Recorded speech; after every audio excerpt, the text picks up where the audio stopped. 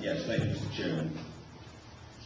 Unlike the rest of the members of this committee who either represent Johnston or represent a town that borders Johnston, I represent Gloucester, and the western portion of Coventry.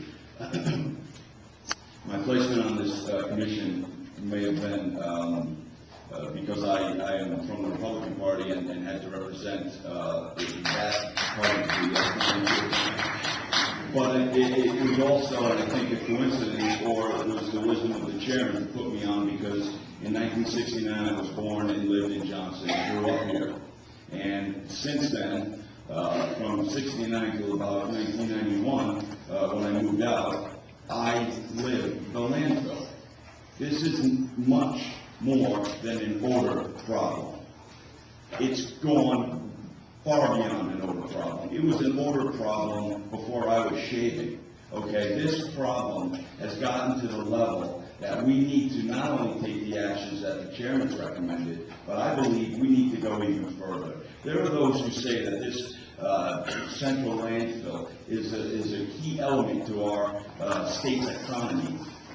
Quite frankly, I can't see putting the health of a single person in our state, in the town, or any of the towns around us, their health in jeopardy for whatever minuscule benefit this landfill offers to the state of Rhode.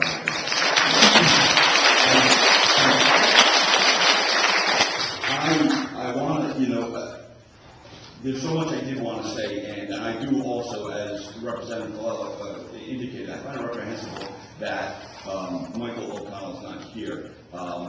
Even if he came with his lawyer and didn't say anything. If he just had, I mean, we've been seeing the news stories and hearing and reading and seeing where he's saying that they're doing everything right and they're doing everything they can to correct the problem. Well, if he's so transparent and so upfront, why doesn't he have the guts to stand here before this commission and at least look us in the eye and hear our questions? He doesn't have to answer them if he wants to hide behind his lawyers. But we at least deserve the respect of having him here, or a representative from that organization here.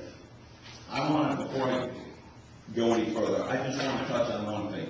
First of all, Director Coy from DEM, I thank you for being here. You have been tremendous since your appointment, and you've been very accessible, and you've always made yourself a tremendous resource to us.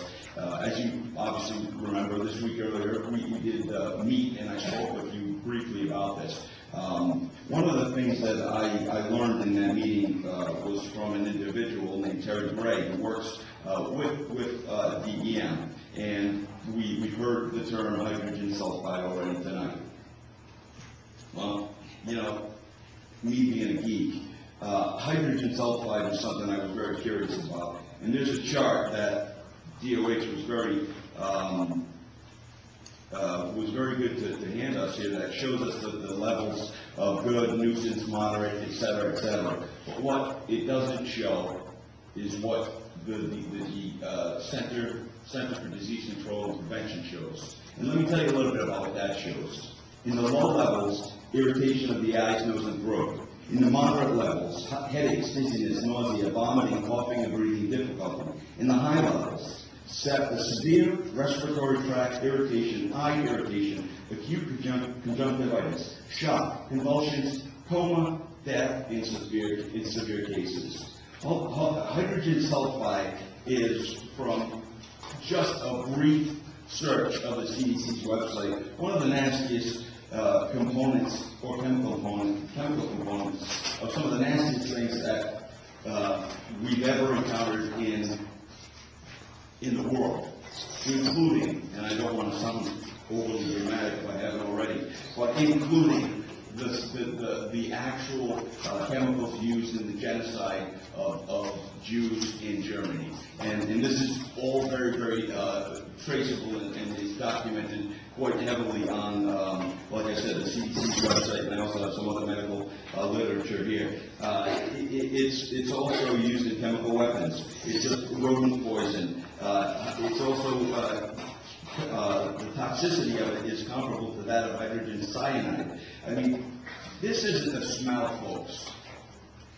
This is not a smell, okay? This needs to stop. I'm not sure what it's gonna take to get the people who run that organization up there to realize that the gig is up. There's no more finger pointing, which is what I dealt with for 30 years when 25 years when I lived in this town, was finger pointing and audits that revealed malfeasance, criminal malfeasance, if you will, that nothing really ever came of. And now we're at this point again where we're talking about the same thing. Only you know what? I don't smell it from Johnston anymore. I smell it from Foster. And I live 29 miles away from the dump. I live 1 mile away from